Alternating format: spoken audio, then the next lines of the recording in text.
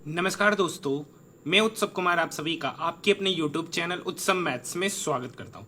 आज की वीडियो में मैं आप सभी स्टूडेंट के लिए आरआरबी ग्रुप डी, जिसका एग्जामिनेशन 17 अगस्त 2022 को थर्ड शिफ्ट में हुआ था, उसमें मैथ के, जीके के, रीजनिंग के जितने भी प्रश्न पूछे गए उन सारे 100 प्रश्नों का सॉल्यूशन हम लोग इस वीडियो में लेकर आए। ये वीडियो उन सभी स्टूडेंट के लिए बेहद ही इंपॉर्टेंट होने जा रहा है जो आरआरबी ग्रुप डी का तैयारी कर रहे हैं। देखिए, आज हमारा आरआरबी ग्रुप डी का प्रीवियस ईयर्स क्वेश्चन का आज हम लोग तीसरा सेट का सॉल्यूशन करने जा रहे हैं।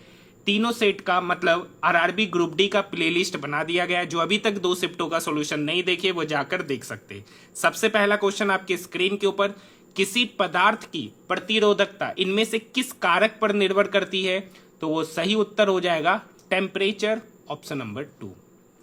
नेक्स्ट क्वेश्चन, निम्नलिखित में से कौन सी विद्युत ऊर्जा की वाणिज्यिक इकाई है? तो इसका सही उत्तर होगा किलोवाट घंटा, ऑप्शन नंबर 3।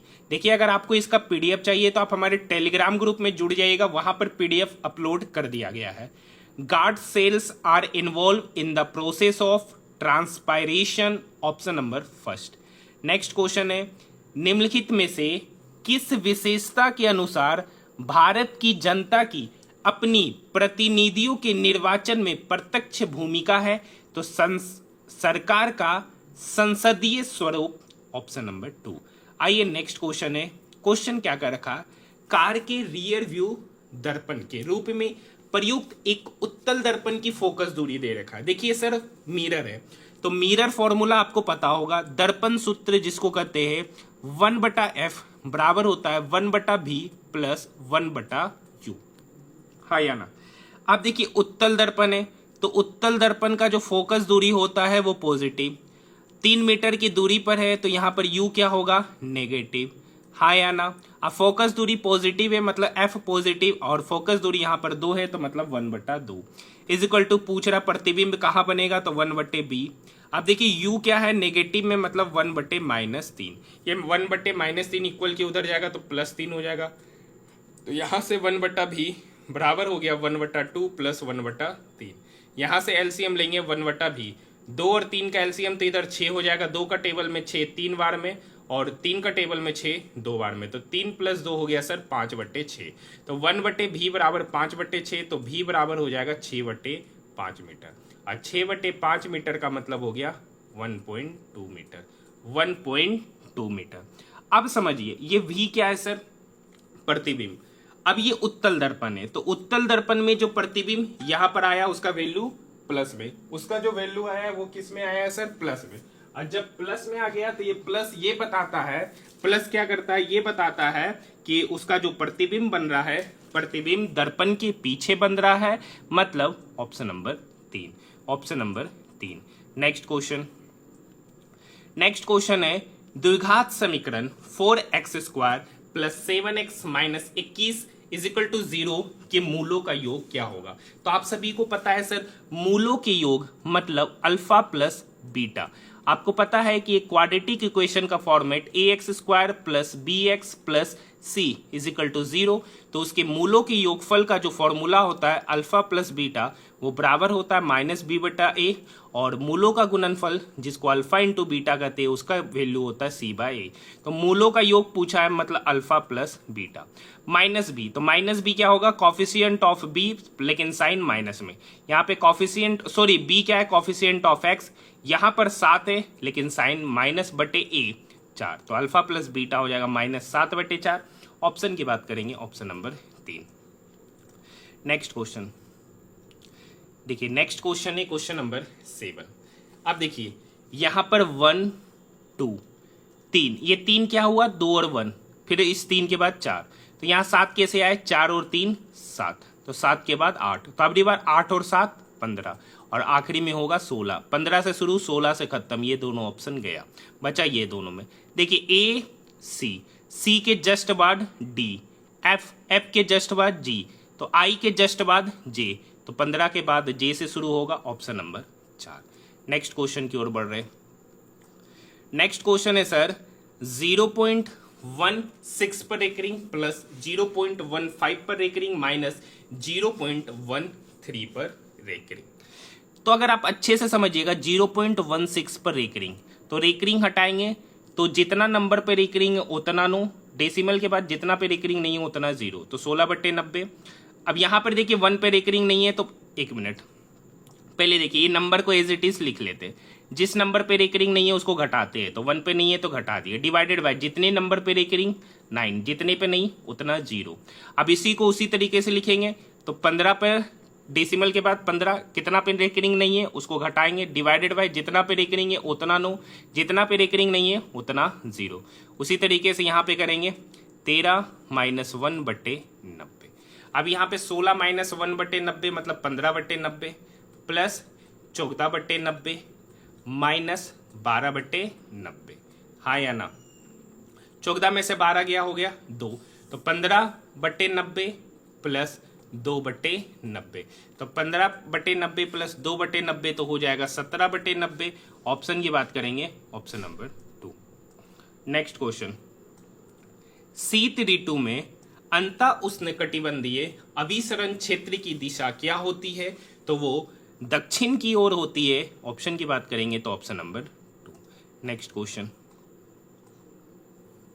देखिए, इस टाइप के क्वेश्चन देख लीजिए आज मैं करा दे रहा हूं, लेकिन आने वाले शिफ्टों में इस टाइप के क्वेश्चन नहीं कराऊंगा। बिल्कुल आसान सा क्वेश्चन होता है, जैसे बोलता है वैसे करते जाइए। आपको पता है मैंने आरआरबी एनटीपीसी 2025 में ग्रेजुएट लेवल का एग्जामिनेशन 5 से जो 24 जून 2025 के बीच में चला था, मैंने उसके सारे शिफ्टों का सॉल्यूशन कराया है, प्लेलिस्ट बना दिया गया। एएलपी के भी मैंने सारे शिफ्टों का सॉल्यूशन कराया, आरआरबी जेई, टेक्नीशियन, आरपीएफएसआई, कांस्टेबल, उन सारे सभी शिफ्टों का मैंने कंप्लीट सॉल्यूशन कराया है। सारे के सारे प्रश्न 2025 में पूछे गए, जाकर देख सकते हैं, सबका प्लेलिस्ट बना दिया गया है। क्वेश्चन है, एक लड़की बिंदु x से उत्तर की ओर 70 मीटर चलती है। देखिए मैं बोल रहा हूं आज करा दे रहा हूं इस टाइप के क्वेश्चन, फिर मैं नहीं कराऊंगा, सिर्फ इस टाइप के क्वेश्चन।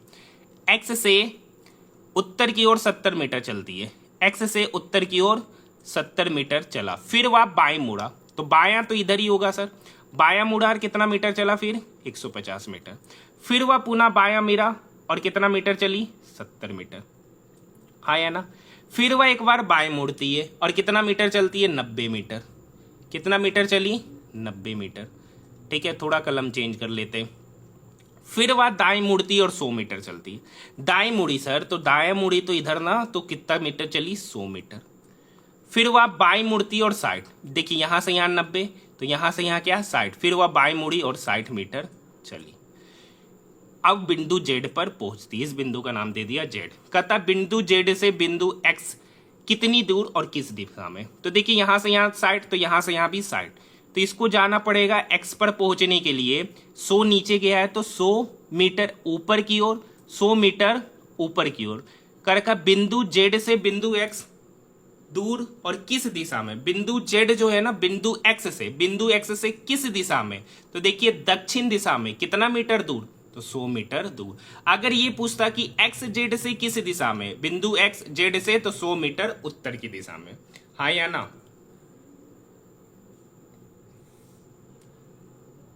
नेक्स्ट क्वेश्चन, निम्नलिखित में से उस हस्ती की पहचान कीजिए जिन्होंने खेल के क्षेत्र में पद्मश्री 2022 पुरस्कार से सम्मानित किया गया। Avani Lekhara, option number first. Bharat में पंचायती राज संस्थानों की स्थापना भारतीय संविधान के किस संविधान संशोधन के तहत किया गया है? तो 73वां संविधान संशोधन, ऑप्शन नंबर 3। नेक्स्ट क्वेश्चन है, देखिए फिर से क्या क्वेश्चन है, हाँ वही देखिए फिर से मुड़ने वाला। गायत्री अपने घर से निकलकर दक्षिण की ओर 100 मीटर चलती, ये गायत्री का घर है। अपना घर से निकली 100 मीटर, दक्षिण में गई तो दक्षिण तो नीचे होगा, फिर वह दाएं मुड़ती है। तो अब देखिए सर दक्षिण में जा रही है तो दाएं मुड़े और 120 मीटर गई, दाएं मुड़ने के बाद वो 120 मीटर गई, फिर वह दाएं मुड़ी और 100 मीटर गई, फिर वह दाएं मुड़ी 100 मीटर गई, अंत में पुनः दाएं मुड़ी और 180 मीटर गई, अंत में पुनः दाएं मुड़ी और 180 मीटर गई। अब वह आरंभ बिंदु से कितनी दूर है? तो आरंभ बिंदु तो ये, तो इस आरंभ बिंदु से वो कितनी दूर है? तो देखिए यहां से यहां की दूरी 120, यहां से यहां की दूरी 120, तो यहां से यहां की दूरी 120 मीटर। तो बचा कितना, तो यहां से यहाँ 180, तो यहां से यहाँ कितना होगा 180 माइनस 120 मतलब 60 metre, option number 2। Next question, 2011 की जनगणना के अनुसार इनमें से कौन सी भाषा भारत की 8.03% जनसंख्या द्वारा बोली जाने वाली प्रमुख भाषा है? तो इसका सही उत्तर हो जाएगा sir Bengali, option number first. Next question math का है सर। 6 वर्ष पूर्व एक पिता की आयु पुत्र की आयु का 6 गुना है। देखिए फादर है और सन है। 6 वर्ष पहले पिता की आयु पुत्र की आयु की 6 गुनी है। 3 वर्ष बाद पिता की आयु पुत्र की आयु का 3 गुना है। अब एक बात बताइए, दो व्यक्ति के बीच आयु का डिफरेंस चाहे प्रेजेंट हो, पास्ट हो या फ्यूचर हो, हमेशा क्या होता है सेम। लेकिन क्या यहाँ सेम है? नहीं। तो सेम बनाएंगे। तो यहाँ पर देखिए कितने का अंतर है, तो 6 में से 1 गया 5 और यहाँ पर है 2 का अंतर। तो ये जितने का अंतर नीचे है उसको ऊपर वाले से, जितने का अंतर ऊपर है उसको नीचे वाले से गुना करेंगे। तो 6 गुना 2 तो यहाँ करेंगे 6 दूनी 12 और 1 से 2 यहाँ पे करेंगे तो 5 तिया 15 और इधर 5। देखिए ये 6 वर्ष पहले, ये 3 वर्ष बाद, तो यहाँ पर इनके बीच आयु का जो डिफरेंस है 9 वर्ष और यहाँ पे डिफरेंस है 3 यूनिट का, मतलब 3 यूनिट का ही वैल्यू हो गया 9 वर्ष। 3 यूनिट का वैल्यू हो गया 9 वर्ष, तो यहाँ से 1 यूनिट का वैल्यू पता चल गया 3 वर्ष। आया ना। कर का पुत्री की वर्तमान आयु, तो मान लेते हैं अगर पुत्री की वर्तमान आयु नहीं है, ये 3 वर्ष बाद की आयु। देखिए 3 वर्ष बाद पुत्री की आयु 5 यूनिट है, 1 यूनिट का वैल्यू 3, तो 5 यूनिट का वैल्यू होगा सर 5 गुना 3 मतलब 15 वर्ष। ये 15 वर्ष कब है सर? ये 15 वर्ष है 3 वर्ष बाद की आयु, ये 15 है 3 वर्ष बाद, तो वर्तमान में उसकी आयु क्या होगी? तो 15 में से 3 गया तो 12 वर्ष, ऑप्शन नंबर फर्स्ट।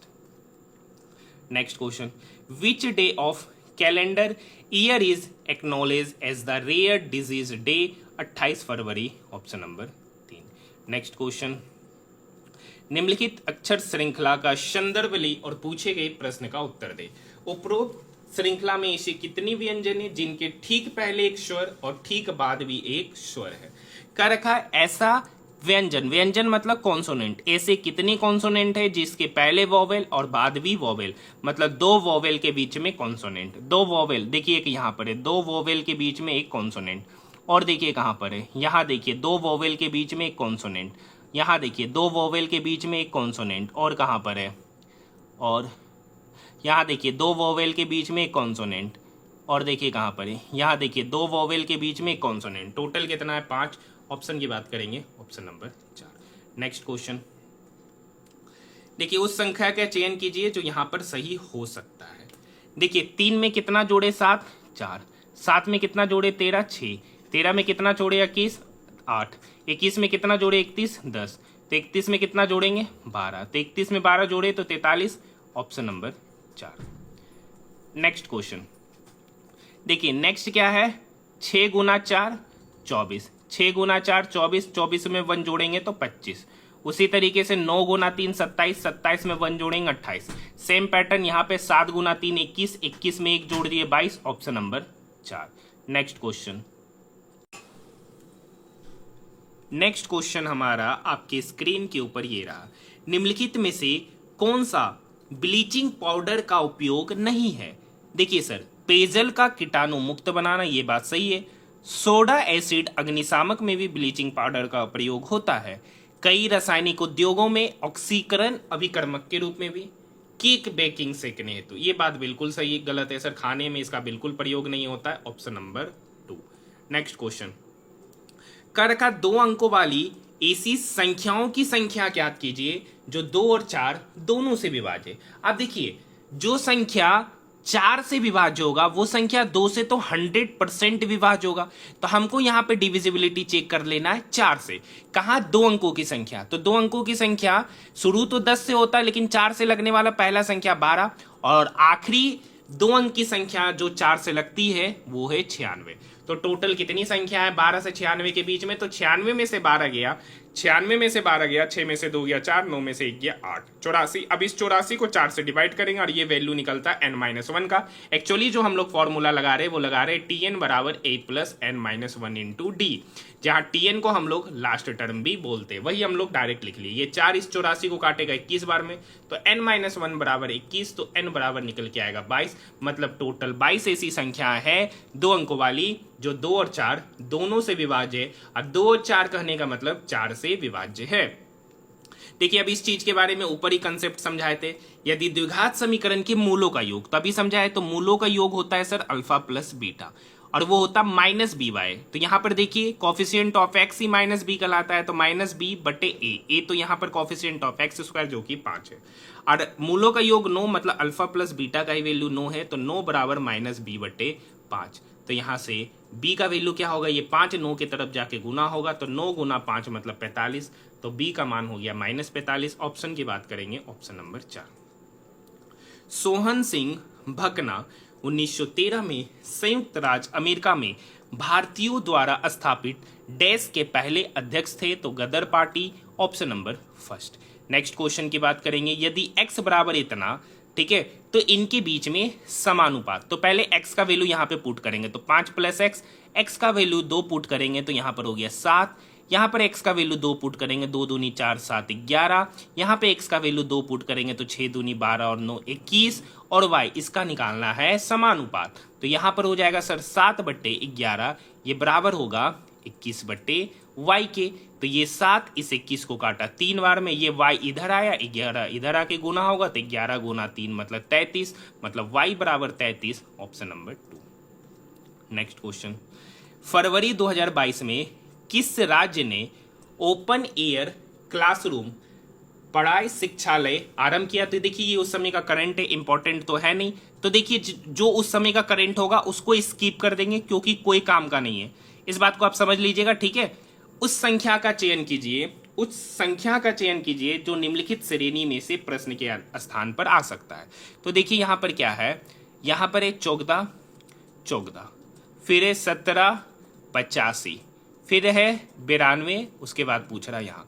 तो देखिए 14 में क्या किए, तो 1 गुना किए, 17 से 85 जाने में कितना गुना किए 5, तो यहाँ से 1 से 5 जाने में कितना बढ़ा 4, तो 5 में अगली बार यहाँ से यहाँ जाना है, तो यहाँ से यहाँ जाना है, तो 5 में भी 4 बढ़ाएंगे तो कितना हो गया 9, तो मतलब यहाँ पे गुना कितना करेंगे 9, तो 92 गुना 9, तो 9 दूनी 18, 9 नमा 81, 9 नमा 81 और 1 82, मतलब इधर भी 4 बढ़ा तो बढ़ना चाहिए इधर भी 4, तो 5 से 9 जाना है, 4 बढ़ेगा तो 9 होगा, तो 92 में 9 गुना करेंगे तो 828।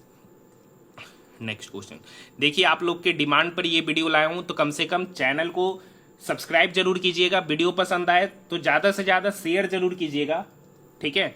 बाकी आपको पता है कि मैंने रेलवे का बहुत सारा वीडियो आपको कराया, एनटीपीसी का पूरा पेपर का सॉल्यूशन कराया हूं जो 2025 में एग्जामिनेशन हुआ ग्रेजुएट लेवल का।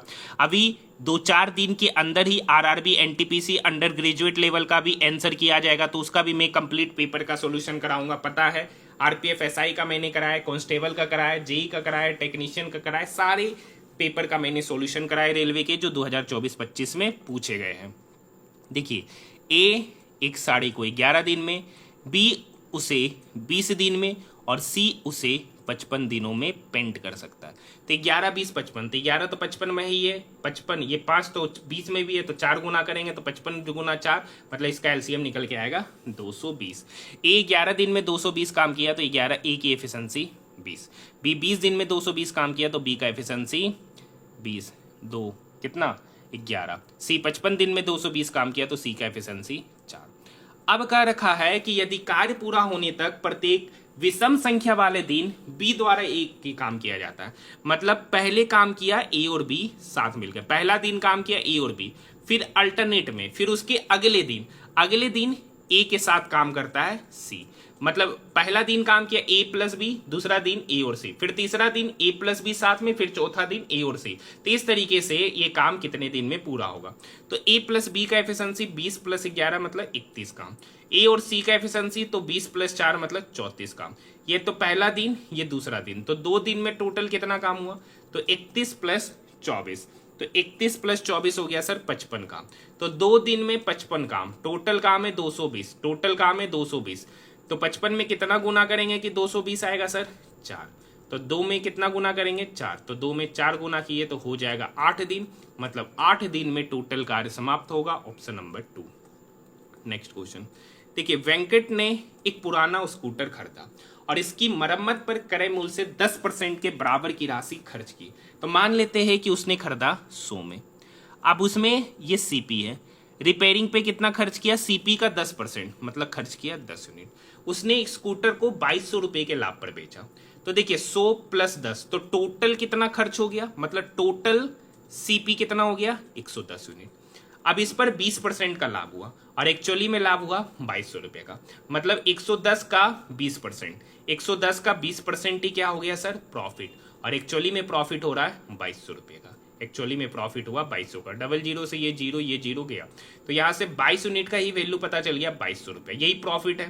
तो यहाँ से 1 यूनिट का वैल्यू पता चल गया 100 रुपया।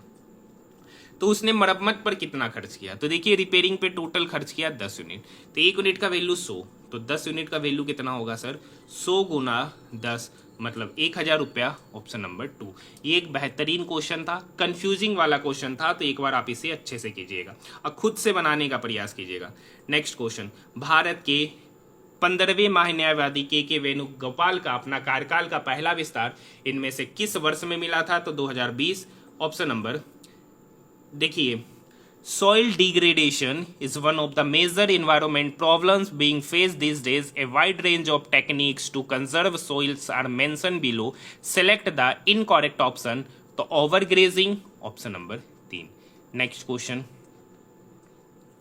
एक गर्भ निरोधक तकनीक जो गर्भाशय के भीतर शुक्राणुओं को फेगोसाइटोसिस को बढ़ाती है वह कौन सी है? तो कॉपर टी का उपयोग। Option number 2। नेक्स्ट क्वेश्चन कर रखा है, देखिए ये क्वेश्चन आपको पता है कि अभी जो नया पैटर्न पे एग्जामिनेशन हो रहा है उसके हर एक शिफ्टों में ये क्वेश्चन पूछे जा रहे हैं। इनफैक्ट एक क्वेश्चन ही एक से अधिक संख्या दे रखा है, प्रत्येक विषम अंक में 2 घटाना, प्रत्येक ओड में 2 घटाएंगे और प्रत्येक इवन में 1 जोड़ेंगे। तो इस प्रकार बनी नई संख्या में कितने अंक एक से अधिक बार आएंगे? ओड में 2 घटाना, इवन में जोड़ना है, तो 8 में 1 जोड़ेंगे 9, 3 में 2 घटाए 1, 2 इवन है तो 1 जोड़ेंगे 3, 5 ओड है तो 2 घटाएंगे 3, 2 इवन है 1 जोड़ेंगे 3, 7 ओड है 2 घटाएंगे 5, 6 इवन है तो 1 जोड़ेंगे 7 और 9 ओड है 2 घटाएंगे 7। कर रखा कितना संख्या एक से अधिक बार आया? तो देखिए ये संख्या और 7, टोटल संख्या 2 है, 3 और 7 जो एक से अधिक बार आया है। Option number 4। Next question, next question है कथन और निष्कर्ष वाला। कुछ गुलनार पिटूनिया है, कुछ गुलनार पिटूनिया है, हाँ है ना? सभी पिटूनिया सूरजमुखी है, सभी पिटूनिया सूरजमुखी है, हाँ है ना? कुछ सूरजमुखी गुलजार नहीं है, मतलब यही वाला हिस्सा गुलजार नहीं है, ठीक है? यही वाला हिस्सा गुलजार नहीं है, कुछ सूरजमुखी गुलजार है, कुछ सूरजमुखी गुलजार है, ये वाला हिस्सा देख सकते गुलजार है, मतलब पहला सही है। सभी गुलनार सूरजमुखी है, सभी गुलनार सूरजमुखी है, ये वाला पोर्शन देखिए है नहीं है, तो ये गलत। सभी पिटूनिया गुलनार है, सभी पिटूनिया गुलनार है नहीं, कुछ गुलनार पिटूनिया है, मतलब ये भी बात गलत। कोई सूरजमुखी गुलनार नहीं, कोई भी सूरजमुखी गुलनार नहीं, नहीं सर ये तो सूरजमुखी गुलनार है, तो मतलब ये भी बात गलत। केवल निष्कर्ष 1 सही, ऑप्शन नंबर 1। नेक्स्ट क्वेश्चन, अब देखिए क्वेश्चन नंबर 34। अब देखिए ये वाला भी आपके एग्जामिनेशन में, लेकिन एग्जामिनेशन में यहाँ शादी का जिक्र किया है, तो इस बार जो पैटर्न में है यही सेम क्वेश्चन पूछा जा रहा है, लेकिन वहां पर परीक्षा का जिक्र है। सोमवार से रविवार, सोमवार से तो सोमवार, मंगलवार, बुधवार, गुरुवार, शुक्रवार, शनिवार, रविवार, मतलब ये ग्रुप डी में भी सेम पैटर्न था और एनटीपीसी में तो चल ही रहा है, सारे के सारे शिफ्टों में, आरपीएफ, एसआई, कांस्टेबल, हर जगह ये क्वेश्चन है। कर का सी को एक ठीक बात परीक्षा में शामिल, शादी में शामिल होना, वाई को बी और डब्ल्यू के बीच में, यहां पर पकड़ने वाला लाइन है एक्स, एक्स का रखा शुक्रवार को शादी में शामिल होता है, बस। अब आगे पकड़ते हैं, बी को रविवार में, बी रविवार को शादी में शामिल नहीं होता है। अब क्या रखा है सी को ए के ठीक बाद, केवल जेड को ए से पहले, केवल जेड जो है ए से पहले, बाकी सब ए के बाद, बाकी सब ए के बाद, मतलब ये कंडीशन। आगे क्या रखा है सी को ए के ठीक बाद, सी को ए के ठीक बाद, और वाई को बी और डब्ल्यू से पहले किसी दिन, y को कह रखा है BOW से पहले, तो मतलब BOW तो यहां जाएगा, लेकिन B यहां तो रहेगा नहीं, तो B यहां रहेगा, तो W कहां बैठेगा? यहां। तो कह रखा y को सप्ताह के किस दिन, तो y तो यहां है, और गुरुवार, मतलब y जो बैठेगा वो गुरुवार के दिन। Option number 4। Next question, Newlands के अष्टक में किन दो तत्वों के गुण समान पाए गए थे? तो लिथियम और सोडियम। ऑप्शन नंबर फर्स्ट, क्योंकि प्रत्येक 8 एलिमेंट के गुण समान पाए गए थे। अब ये देखिए, ये क्वेश्चन भी आपके बार बार एग्जामिनेशन में पूछे जा रहा है, आएगा 100% आएगा। यदि इस मूल श्रृंखला के प्रत्येक स्वर को किसी व्यंजन से बदल दे, मतलब जितना भी कॉन्सोनेंट, जितना भी वोवेल है उसको कॉन्सोनेंट में बदल दे, और प्रत्येक कॉन्सोनेंट, जितना भी कॉन्सोनेंट है उसको वोवेल में बदल दे, मतलब सारा वोवेल कॉन्सोनेंट हो गया, सारा कॉन्सोनेंट वोवेल, मतलब उल्टा।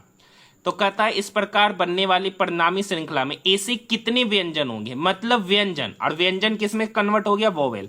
मतलब इतने सिंपल सा मतलब है, सारा का सारा कॉन्सोनेंट किस में कन्वर्ट हो गया? वोवेल में। सारा का सारा कॉन्सोनेंट किस में कन्वर्ट हो गया? वोवेल में। तो कह रखा है, और सारा का सारा वोवेल, तो कॉन्सोनेंट कन्वर्ट हो गया वोवेल में, तो मतलब आपको वोवेल चेक करना है, जिसके बाद प्रतीक, मतलब वोवेल के बाद प्रतीक। एक यहां पर देखिए, वोवेल के बाद प्रतीक, एक यहां, और एक यहां, और एक यहां।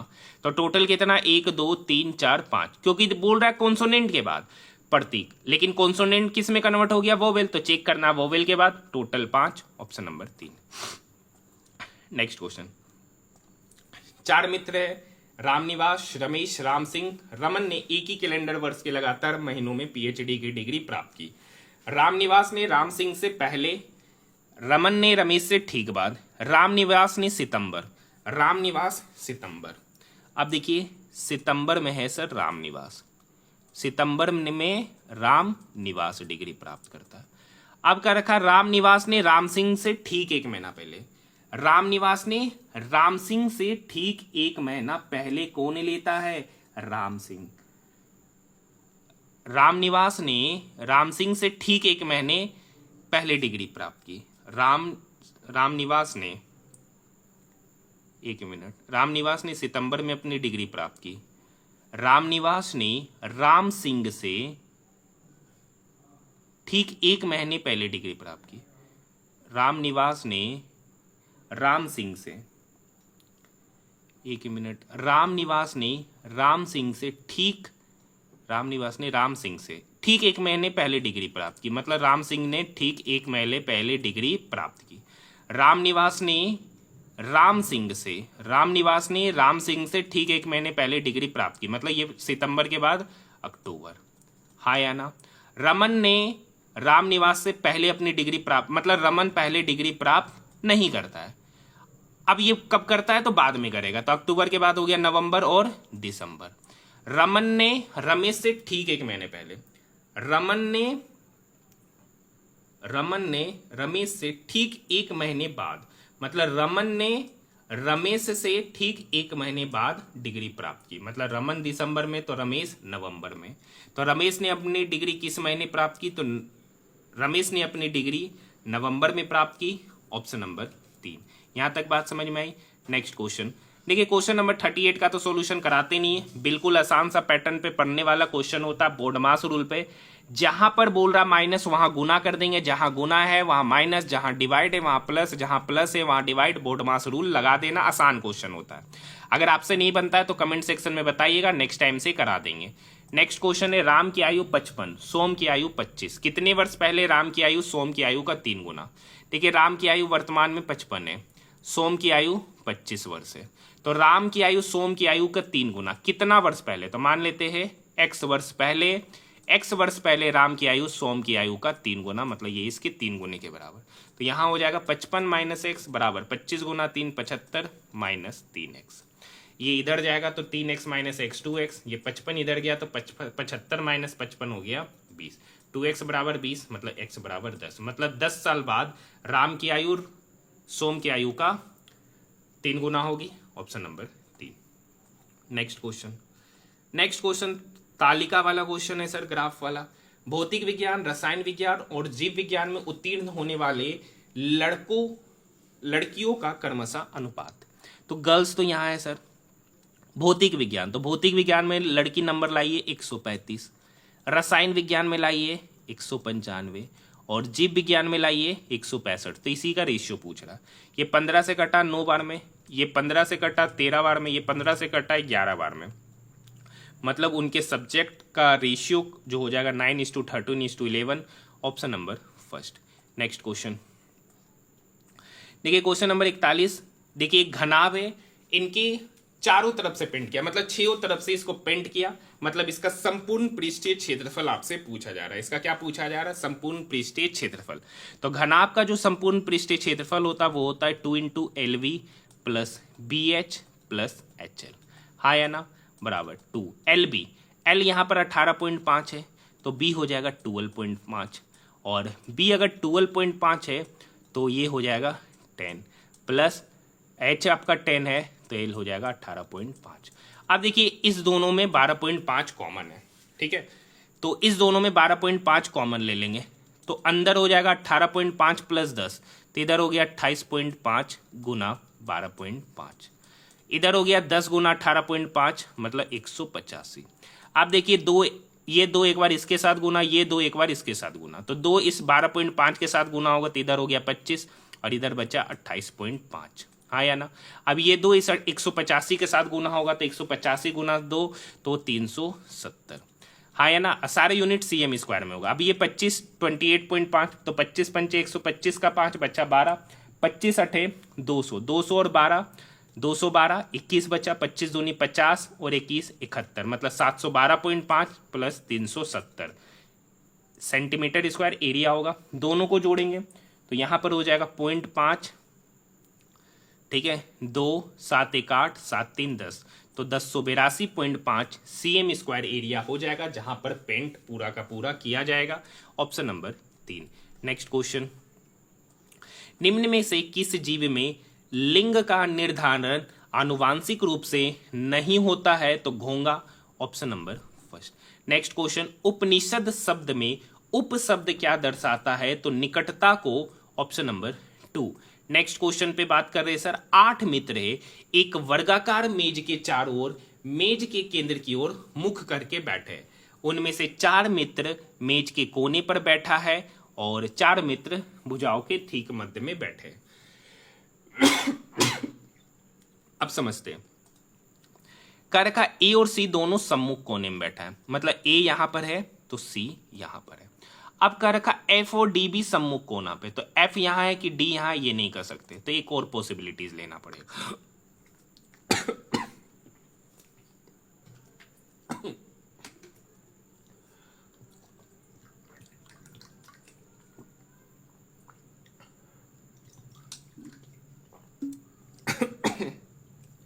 तो यहां पर देखिए, अगर हम ए को यहीं रखते, ए को, एक मिनट, ए यहां तो सी यहां, तो अब पॉसिबिलिटीज पे बात करते, क्योंकि देखिए यहां पर कॉर्नर का बात है, क्योंकि मान लेते अगर एफ यहां पर है तो डी कहां पर होगा? यहां पर। अब मानते कि अगर एफ यहां पर है तो डी कहां पर होगा? यहां पर। दोनों पॉसिबिलिटीज पे लेके चलते, कौन सही होगा? जो सही होगा उसी वाला आंसर सही होगा।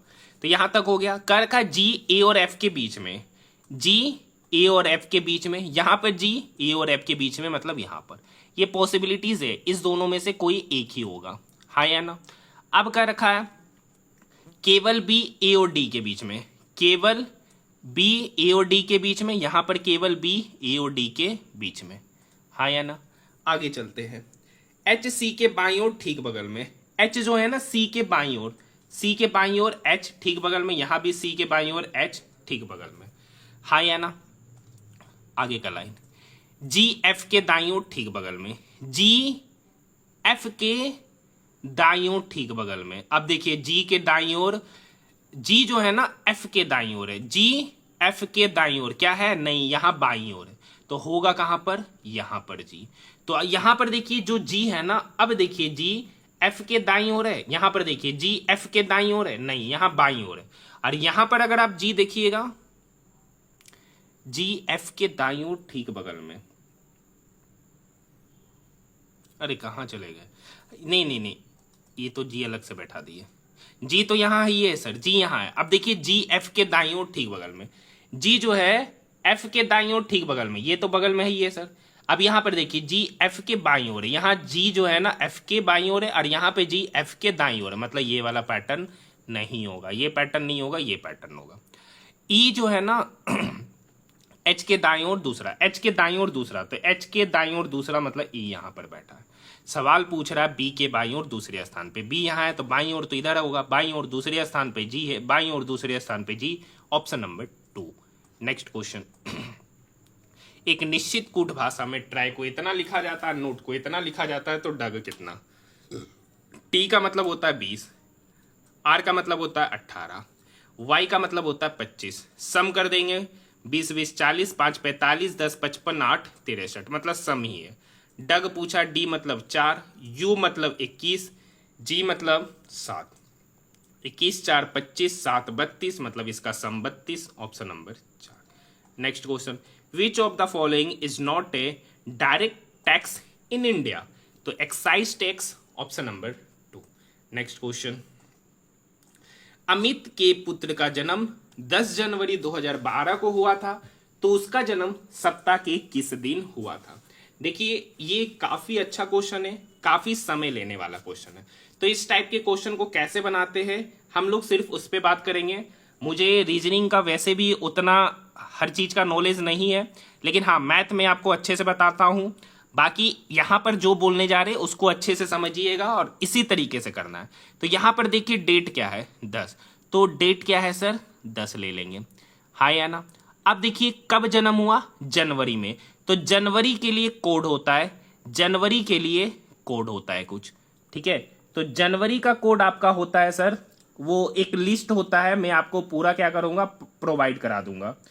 तो सुनिए, अगर न्यू ईयर होता है, मतलब समझ रहे हैं ना, नॉर्मल ईयर होता है, अगर नॉर्मल ईयर होता है तो उसका कोड होता है 144025036 अगर लीप ईयर होता है, अगर लीप ईयर होता है तब सारे महीना का कोड हो जाता है 034025036 जिसमें पहला वाला जनवरी, दूसरा वाला फरवरी, तीसरा वाला मार्च, चौथा वाला मार्च, अप्रैल, मई, जून, इस तरीके से। तो जनवरी के लिए अब यहां पर देखिए 2012 लीप ईयर है, तो जनवरी के लिए लीप ईयर का कोड हो जाएगा 00, हाँ या ना। आगे की ओर बात करते हैं, ये लीप ईयर। अब साल में बात करते हैं, तो साल लास्ट में क्या है 12, तो लास्ट 2 डिजिट ईयर लिखेंगे, लास्ट का 2 डिजिट ईयर जो कि कितना है 12। अब जो लास्ट का 2 डिजिट ईयर है ना उसको क्या करते हैं, वो एक लीप ईयर है तो उसको लीप ईयर से डिवाइड करेंगे, मतलब 12/4। तो यहां पर उसके लिए क्या लिखेंगे, लीप ईयर को जब डिवाइड करते हैं, जब लीप ईयर को क्या करते हैं डिवाइड करते हैं, तो कितना लीप ईयर बनेगा 2012, मतलब टोटल कितना बनेगा 3। अब सेंचुरी के लिए कुछ लीप ईयर होता है, तो 2012 कौन सा सेंचुरी है, तो 2012 का सेंचुरी का भी कुछ होता है, ठीक है। 2012 का सेंचुरी कोड होता है 06। अब इन सारे डाटा को जोड़ दीजिए, क्या क्या चीज जोड़ना, डेट जोड़ना है, मंथ जोड़ना है, जो ईयर पूछ रहा है उसका लास्ट का 2 डिजिट का नंबर जोड़ना है, फिर जो लीप ईयर है उसका कोड जोड़ना है, फिर सेंचुरी, फिर क्या करना है सेंचुरी जोड़ना है कौन सा, तो सबको जोड़ेंगे। तो 12 3 15, 15 6 21, 21 10 31, 21 10 31, टोटल डेज हो गया 31। अब उस 31 को क्या करना है 7 से डिवाइड करेंगे, तो कितना रिमाइंडर बचा, 7 चौक 28, 29 30 31, मतलब 3 डेज रिमाइंडर बचा। और 3 डेज मतलब रविवार के लिए पहला दिन, सोमवार के लिए दूसरा दिन, मंगलवार के लिए तीसरा दिन, मतलब 10 जनवरी 2012 को मंगलवार था, ऑप्शन नंबर 2। अगर आप चाहते हैं कि मैं इस पर आप सभी स्टूडेंट के लिए डिटेल में वीडियो लाऊं तो एक क्वेश्चन के माध्यम से पूरा थ्योरी समझा दूंगा। आप लोग मुझे ज्यादा से ज्यादा संख्या में कमेंट्स कीजिएगा, क्योंकि इस टाइप के क्वेश्चन ग्रुप डी में बहुत बार पूछे गए। नेक्स्ट क्वेश्चन, प्रत्येक 14 सेंटीमीटर लंबी भुजा वाले एक समबाहु त्रिभुज का क्षेत्रफल। देखिए आप सबको पता है समबाहु त्रिभुज का जो क्षेत्रफल होता है सर √3/4 इंटू भुजा स्क्वायर। अब भुजा हो गया सर 14 गुना 14। अब देखिए ये 2 दूनी 4, 2 सत्ती 14, फिर सेम कहानी 2 Satti 14, 7 Satti 49 √3, option number 3। Next question, दो संख्याओं का एचसीएफ 7, उनका एलसीएम 434, इनमें से एक संख्या 14 तो दूसरी संख्या पूछ रहा है। फॉर्मूला होता है sir first number into second number.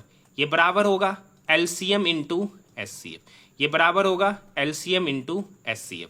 अब यहां पर देखिए सर एलसीएम है 434, एचसीएफ है यहां पर 7। पहली संख्या यहां पर 14, दूसरी संख्या को मान लेते हैं एक्स, वही निकालना है।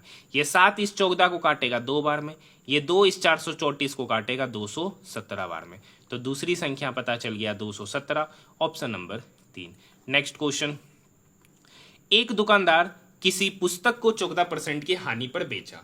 यदि विक्रय मूल्य में 100 रुपए की वृद्धि होती है तो उसे 6% का लाभ होते हैं, 6% का लाभ। तो मान लेते हैं कि सर एक वस्तु का सीपीए 100, उसको 14% हानि पर बेचे तो बेचे कितना 86 पर। ठीक है, तो ये सीपी है, ये एसपी है, ये सीपी है, ये एसपी है। कर रखा विक्रय मूल्य में 100 रुपए का वृद्धि होता, विक्रय मूल्य में 100 रुपए का वृद्धि होता, मतलब अब कितने पे बेच रहे हैं सर 86 यूनिट प्लस 100 रुपया पे, तो उसे 6% का लाभ होता। तो 100 पर 6% का लाभ मतलब नया एसपी हो जाएगा 106, और 106 यूनिट बराबर ही 86 यूनिट प्लस 100। ये 86 यूनिट 106 यूनिट की तरफ घटा तो इधर हो गया 20 यूनिट, तो 20 यूनिट का वैल्यू 100 रुपया। तो पूछ रहा सीपी, तो सीपी है 100 यूनिट, तो 100 यूनिट का वैल्यू कितना, तो 20 से 100 जाने में 5 गुना करेंगे, तो इधर भी 5 गुना करेंगे, तो 100 गुना 5 मतलब 500 रुपया, ऑप्शन नंबर फर्स्ट। एक प्रकाश किरण दो माध्यमों को पृथक करने वाले एक इंटरफेस पर उसके अविलंब के अनुदिश आपतित होती है, तो आपतित किरण अपवर्तित किरण के बीच जो कोण होगा वो 0 डिग्री हो जाएगा। ऑप्शन की बात करेंगे तो ऑप्शन नंबर 3। नेक्स्ट क्वेश्चन देखिए, बोर्डमास रूल पे बनने वाला आसान क्वेश्चन है, आप खुद से इसे क्या कर सकते हैं, आसानी से बना सकते हैं। ये क्वेश्चन नंबर 53, अच्छा क्वेश्चन है, आसान क्वेश्चन है। क्वेश्चन क्या कर रखा है, अच्छा से पढ़िए। कर रखा है इनमें से कौन सा कथन सही है। जी ग्रेटर, देखिए N greater than T, N इधर है टी इधर है। अब देखिए टी बड़ा है एस से, एस बड़ा है के से, के बराबर एन है, तो यहां पर टी बड़ा होगा एन से, यहां पे उल्टा दे रखा है, ये गलत। P greater than D, D इधर है पी इधर है, पी के पहले इधर साइन इधर लेस, नहीं बता सकते बड़ा होगा कि छोटा होगा। जी ग्रेटर देन टी, जी इधर है टी इधर है, देखिए पी टी से बड़ा है, जी पी से बड़ा है, तो जी टी से बड़ा हो जाएगा, तो ऑप्शन नंबर 3 ही सही हो जाएगा। नेक्स्ट क्वेश्चन, भारत में आम्र वर्ष की घटना किस ऋतु से संबंधित है, तो मैंगो सोवर्स ग्रीष्म, option number 2। Next question, Bharat को एक संप्रभु लोकतांत्रिक और गणतंत्र राष्ट्र घोषित करने वाली भारतीय संविधान के अधिनियम के स्मरणोत्सव के रूप में प्रतिवर्ष किस तिथि को एक प्रमुख राष्ट्रीय उत्सव मनाया जाता है, तो 26 जनवरी को, ऑप्शन नंबर फर्स्ट। ठीक है, next question, Steel Authority of India का निगमन कब हुआ था, तो 1973 में sir, option number 2। Next question है, P Q R S O T एक सीधी पंक्ति में खड़ा है, एक सीधी पंक्ति में कौन खड़ा है, पी क्यू आर एस और टी, हाँ या ना। अब क्या रखा, एस जो है ना पी और आर दोनों के ठीक बगल में, मतलब पी और आर दोनों के ठीक बगल में है एस, सीधा ही है लेकिन ऊपर लिख दिए। आर जो है ना, आर जो एस और क्यू, मतलब आर यहां है तो क्यू यहां, तो आर एस और क्यू के बीच में। अब क्यू का रखा आर ओ टी, मतलब क्यू जो है आर और टी के ठीक बगल में, तो इनमें से क्यू के ठीक बगल में तो कौन है, तो क्यू के ठीक बगल में आर ओ टी, मतलब ये जो पैटर्न बनेगा P S R Q T, तो क्यू के ठीक बगल में आर ओ टी, ऑप्शन की बात करेंगे तो option number first. Next question, निम्नलिखित में से कौन सा कथन गलत है, तो माइटोकॉन्ड्रिया में ऑक्सीजन की सहायता से एसिटिक अम्ल का विघटन होता है, तो option number 4। Next question, Ghosi Khurd राष्ट्रीय सिंचाई परियोजना इनमें से किस राज्य से संबंधित है, तो महाराष्ट्र इसका सही उत्तर हो जाएगा, ऑप्शन नंबर 2। ये कथन वाला क्वेश्चन है, आइए इस कथन वाले क्वेश्चन को पढ़ते हैं। स्कूल में ऑनलाइन कक्षाएं शुरू होने के बाद से स्मार्टफोनों और लैपटॉपों की मांग में काफी वृद्धि हुई। लोग अपने बच्चों को ऑनलाइन कक्षाओं में भाग लेने में सक्षम बनाने के लिए स्मार्टफोन और लैपटॉप खरीद रहे, ये बात सही है। ऑनलाइन कक्षाओं में भाग लेने के लिए डेस्कटॉप कंप्यूटर का उपयोग नहीं किया जा सकता, ऐसा कोई बात नहीं है, किया जा सकता है, यह धारणा गलत है, केवल निष्कर्ष 1 सही है, ऑप्शन नंबर 3। नेक्स्ट क्वेश्चन की ओर बढ़ रहे। नेक्स्ट फिर से आ गया इनइक्वालिटी वाला क्वेश्चन। क्या कह रखा है, टी बड़ा है जी से, जी से बड़ा है ई, ई बड़ा है एफ से, एफ और बी बराबर है, और जेड बी से भी बड़ा है, तो कह रखा है एफ और जेड बराबर होंगे। हाँ ये हो सकता है, देखिए यहां पर समझिए, एफ बराबर है बी के और बी बराबर है और इक्वल है, sorry B less than equal to Z, मतलब एफ बी के बराबर है और बी जो है ना जेड के भी बराबर है, क्योंकि यहां पे इनइक्वलिटी में इक्वल का साइन है, मतलब एफ और जेड बराबर हो सकते, ये सही है। नेक्स्ट है ई बड़ा है बी से, ई देखिए तो ये भी सही है सर, एफ बराबर जेड, एफ बराबर देखिए एफ बराबर बी, और यहां पे लेस इक्वल, बी और जेड इक्वल हो भी सकता है, तो यहां पे दोनों पॉसिबिलिटीज बनेगा, हो भी सकता है और नहीं भी हो सकता है।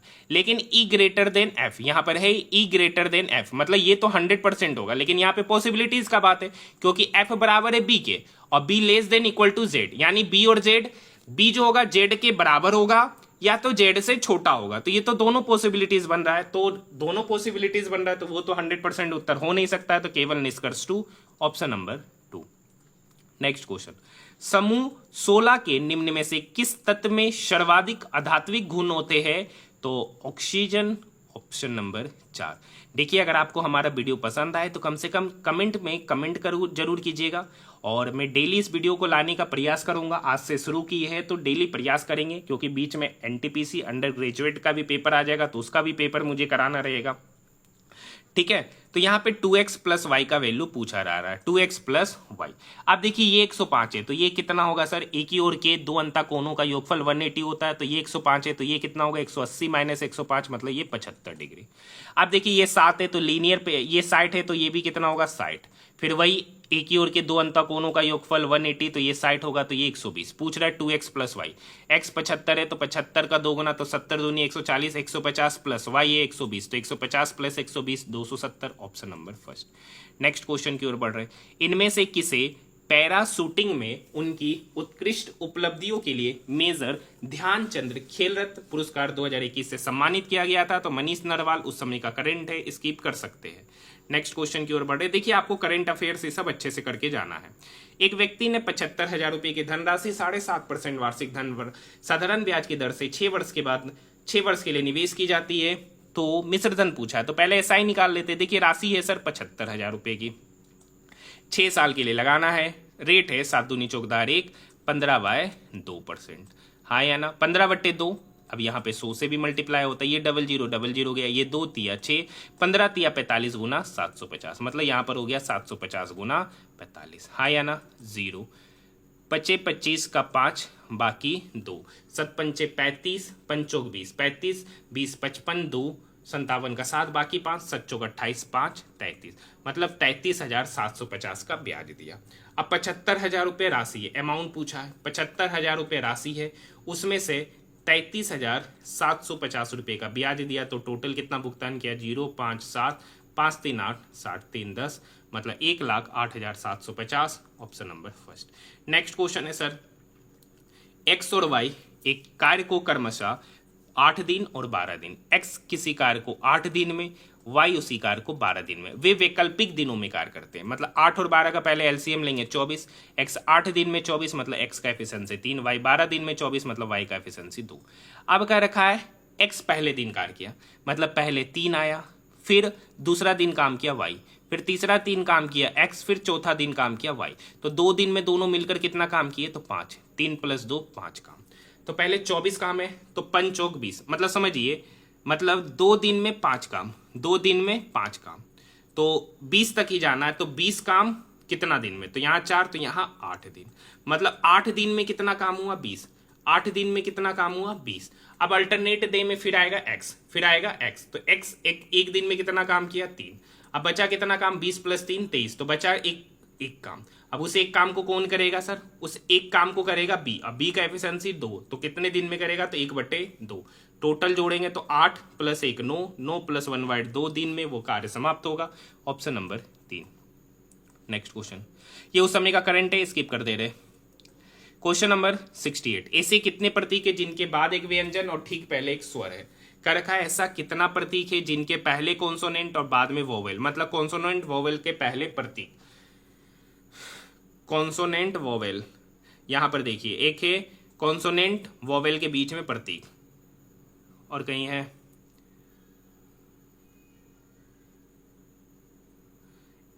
जिनके कर रखा है ऐसे कितने प्रतीक है जिनके ठीक बाद व्यंजन, सॉरी उल्टा लिख दिए है, उल्टा लिख दिए सर, कर रखा है ऐसे कितने प्रतीक है जिनके ठीक बाद व्यंजन मतलब कॉन्सोनेंट और पहले वॉवेल, मतलब वॉवेल प्रतीक कॉन्सोनेंट, वॉवेल प्रतीक कॉन्सोनेंट एक यहां पर है, वॉवेल प्रतीक कॉन्सोनेंट एक यहां पर है, वॉवेल प्रतीक कॉन्सोनेंट एक यहाँ पे, टोटल संख्या 3। ऑप्शन की बात करेंगे, ऑप्शन नंबर 3। निम्नलिखित में से कौन सी मानव कोशिकाएं अपने आकार को बदलने की क्षमता रखती है? तो WBC, ऑप्शन नंबर 3। अतीत में खर्च की गई लागत जिसे भविष्य में वसूल नहीं किया जा सकता है, तो विफल लागत, sunk cost, option number 3। Next question, यदि हम डैश में अमोनिया का विलयन मिलाते हैं तो एक सफेद अवक्षेप बनेगा, तो aluminium chloride, option number first. Next question है सर, एक व्यक्ति 3 घंटे में 80 किलोमीटर की यात्रा करता है, मतलब 3 घंटा में 80 km गया, और वह आगे और 2 घंटे में आगे और 2 घंटे की यात्रा करता, नहीं पता कितना गया, तो x किलोमीटर। यदि पूरी यात्रा के लिए उसकी औसत चाल 30 है, तो औसत चाल क्या होता है सर? Total distance. तो टोटल डिस्टेंस हो गया 80 + x divided by total time, मतलब 3 + 2 5। ये 30 इस 5 की तरफ गया तो हो गया 150 बराबर 80 + x। तो 150 बराबर 80 + x, तो x बराबर हो जाएगा 70 किलोमीटर, मतलब जो 2 घंटा में गया वो 70 kilometre, option number 3। Next question है सर, क्वेश्चन नंबर 73। बिल्कुल आसान पैटर्न पे बनने वाला क्वेश्चन है, ऐसा नहीं है कि बहुत ही ज्यादा हार्ड क्वेश्चन है। क्या कह रखा है सर? एंगल ABC, मतलब ये वाला चीज और ये वाला चीज बराबर है, ठीक है, और साथ में ये एंगल और ये एंगल आपस में बराबर है। तो पूछ रहा है ट्रायंगल CAB। अब देखिए इसमें ये तो कॉमन साइड हो गया सर, तो SAS से दोनों ट्रायंगल आपस में कॉन्ग्रुएंट। तो यहां पर ट्रायंगल CAB है, तो यहां पर देखिए कैसे बन रहा है, तो CAB, तो यहां पर क्या हो जाएगा? DAB। तो यहां पे जो कॉन्ग्रुएंसी होगा ट्रायंगल DAB में, ऑप्शन की बात करेंगे, ऑप्शन नंबर 2।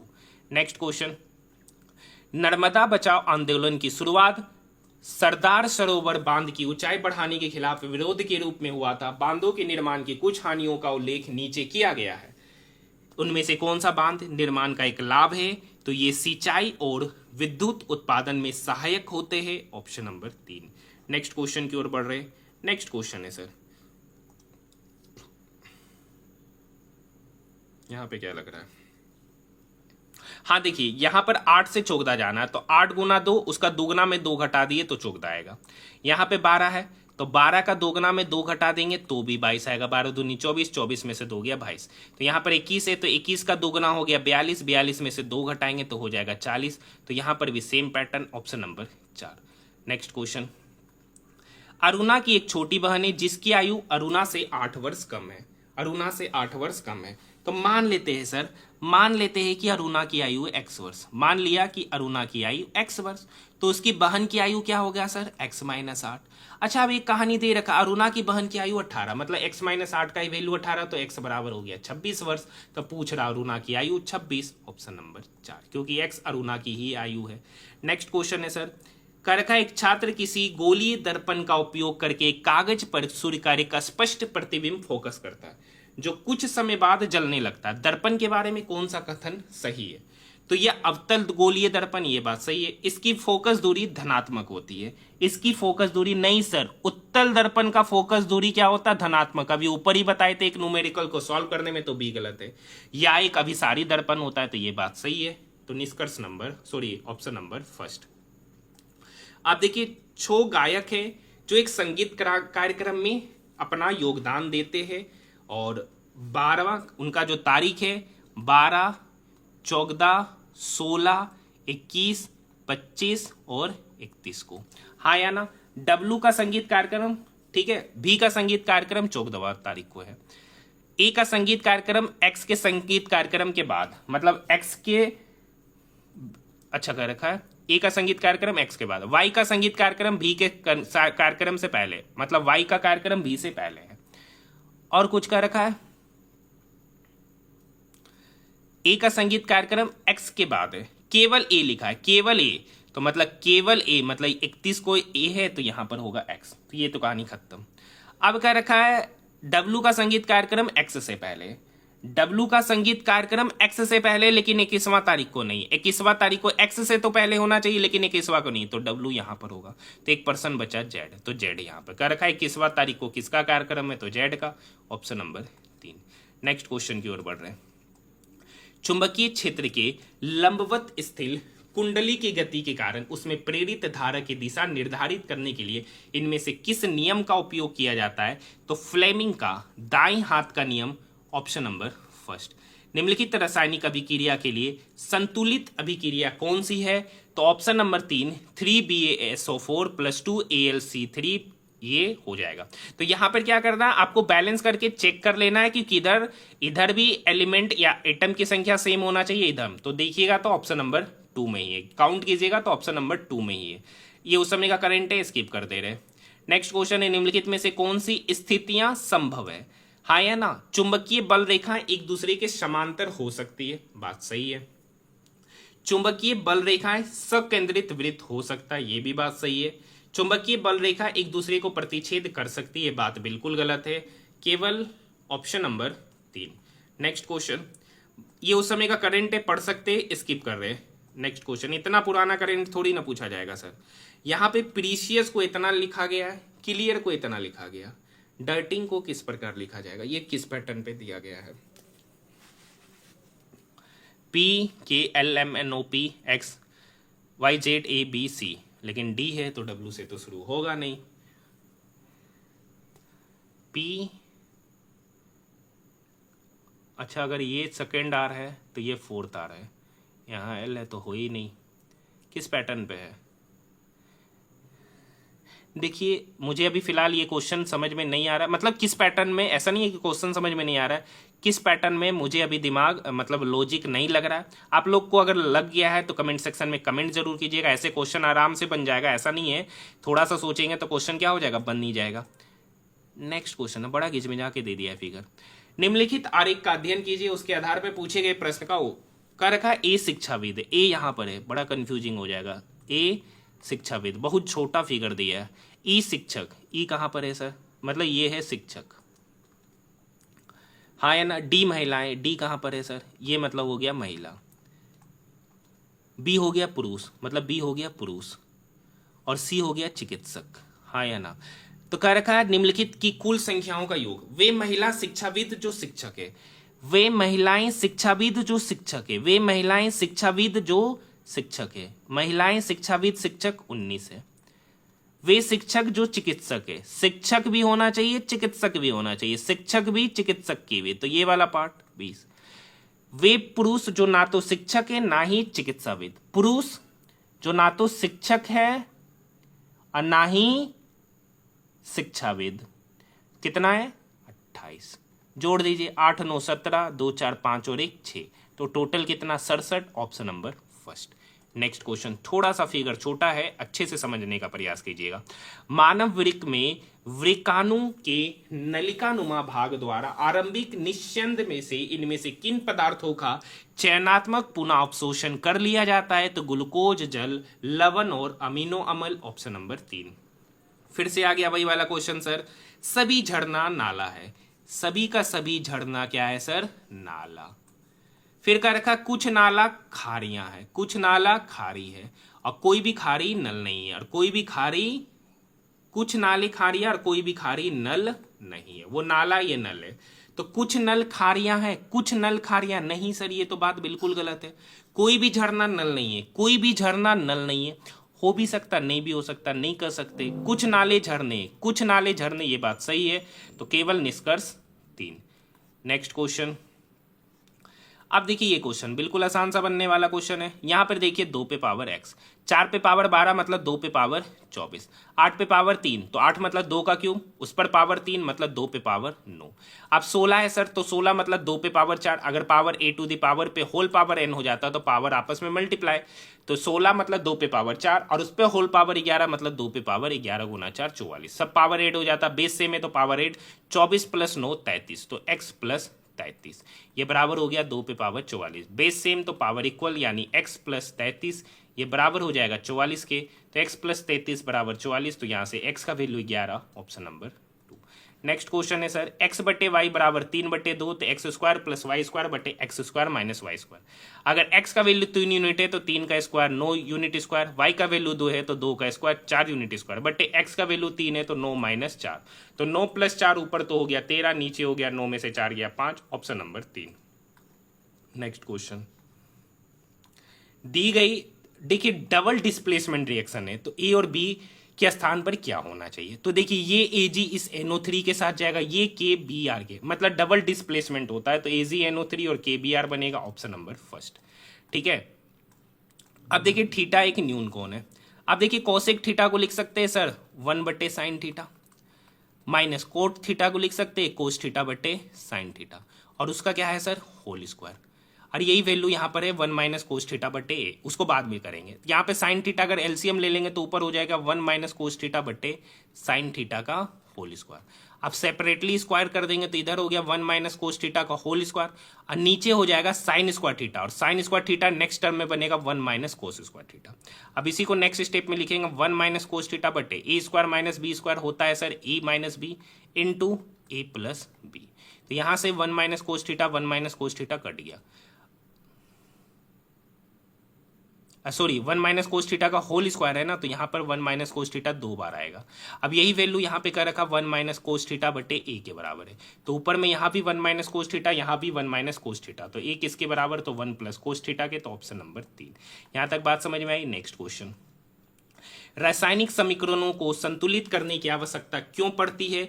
तो द्रव्यमान संरक्षण के नियम को संतुष्ट करने के लिए LHS में एलिमेंट्स की संख्या, एटम्स की संख्या, RHS में एटम की संख्या दोनों सेम होनी चाहिए। गहरे समुद्र में पानी का रंग नीला किसके कारण दिखाई देता है, तो प्रकाश के प्रकीर्णन के कारण, option number first. Next question की ओर बढ़ रहे हैं सर। नेक्स्ट क्वेश्चन है, देखिए ये क्वेश्चन जो है ना, अगर आप अच्छे से देखिएगा तो यहाँ पे सारे के सारे डाटा को है ना इंक्रीजिंग ऑर्डर, मतलब अल्फाबेटिकल ऑर्डर का इंक्रीजिंग ABCD के रूप में सरिया है, और वो सारा का सारा ये डिजिट है ना, इसको कैसे सरिया दिया है सर, वो सरिया दिया अल्फाबेटिकल ऑर्डर में, क्योंकि देखिए D के बाद E, OOPQRT, उसी तरीके से C के बाद EF, तो यहाँ पर जो वर्ड है ना उसी को, तो ACC। अब देखिए I के बाद L आता है, तो I पहले होना चाहिए, L इधर, ये खत्म, ए के बाद ई के बाद आई के बाद एन होता ही है, तो यही पैटर्न है, मतलब अल्फाबेटिकल ऑर्डर में सरियाना। अल्फाबेटिकल मतलब इंक्रीजिंग, अल्फाबेटिकल का इंक्रीजिंग ऑर्डर जो होता है वही सरियाना है, बाकी सब में नहीं है। नेक्स्ट क्वेश्चन है, दो व्यक्ति है शांति और कृति, उनके बीच आयु का अनुपात है 7:3। 5 वर्ष के बाद शांति की आयु 40 वर्ष होगी। 5 वर्ष बाद शांति की आयु, तो 5 वर्ष बाद शांति की आयु कितना होगा, 7 यूनिट प्लस 5 इजिकल टू 40 वर्ष। तो 7 यूनिट का वैल्यू 5 घटेगा, तो 40 में से 5 घटा 35 वर्ष, तो 7 यूनिट का वैल्यू 35 वर्ष, तो 1 यूनिट का वैल्यू हो गया 5 वर्ष। तो 5 वर्ष बाद कीर्ति का आयु, तो 1 यूनिट का वैल्यू 5, तो 3 यूनिट का वैल्यू होगा 3 गुना 5 मतलब 15 वर्ष। ये तो वर्तमान में आयु है, तो 5 वर्ष बाद कितना होगा, तो 15 प्लस 5 मतलब 20 वर्ष, option number first. Next question, कर का 2 तार ए और बी एक ही पदार्थ से निर्मित है और उनकी लंबाइयां समान है, किंतु अनुप्रस्थ काट के क्षेत्रफल भिन्न भिन्न है।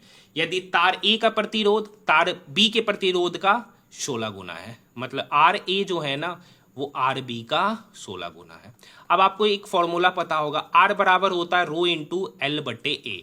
अब देखिए उनकी लंबाई भी सेम रखा है, तो यहां पर और क्षेत्रफल अलग अलग है, क्षेत्रफल अलग अलग है, तो यहां पर देखिए आर ए बटे आर बी निकालेंगे, आर ए बटे आर बी, और आर ए हो जाएगा रो इंटू एल बटे एरिया पहले वाले का, जिसको ले देते A1, इधर हो जाएगा रो इंटू एल बटे A2, रो एल से रो एल कट गया, A2 ऊपर चला जाएगा। आर ए क्या है, आर बी बटे 16, आर ए के जगह पर रख दे आर बी इंटू 16 बटे आर बी।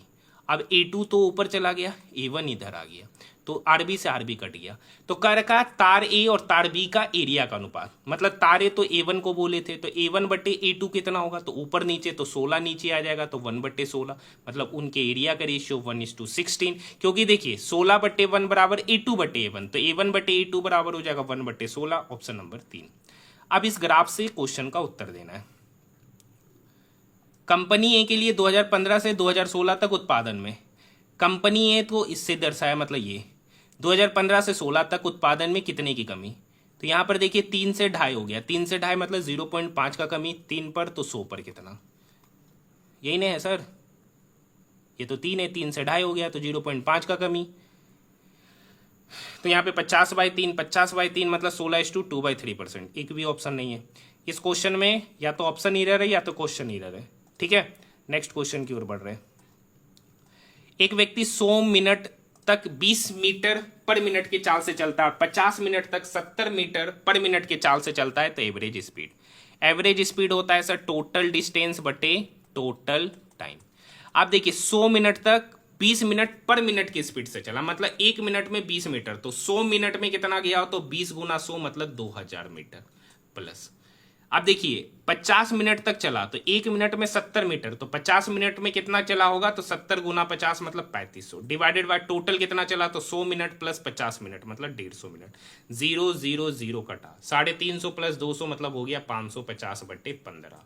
हाँ है ना, 3 से 5 से काटेंगे 3 बार में, 5 से काटे 110 बार में, तो मतलब हो गया उसका average speed 110/3 metre per minute. Option की बात करेंगे, ऑप्शन नंबर 3।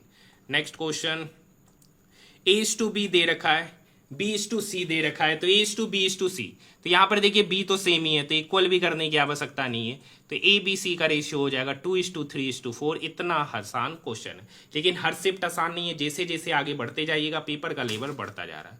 देखिए ये क्या है, रिएक्टिविटी सीरीज का इंक्रीजिंग ऑर्डर, तो ये सही पैटर्न आपको नजर आ रहा, पोटेशियम के बाद sodium, zinc, copper, Hg, Ag, तो यही इसका सही ऑप्शन है, ऑप्शन नंबर 3 इसका सही उत्तर कहलाएगा। बाकी आपको आज का वीडियो कैसा लगा कमेंट सेक्शन में कमेंट जरूर कीजिएगा, और आज से मैं प्रयास करूंगा डेली आरआरबी ग्रुप डी का जो पीवाईक्यू सेट 2000 मतलब आरआरबी ग्रुप डी का जो 2022 में एग्जामिनेशन हुआ है उसके प्रश्नों का मैं कंप्लीट पेपर का सॉल्यूशन कराऊं।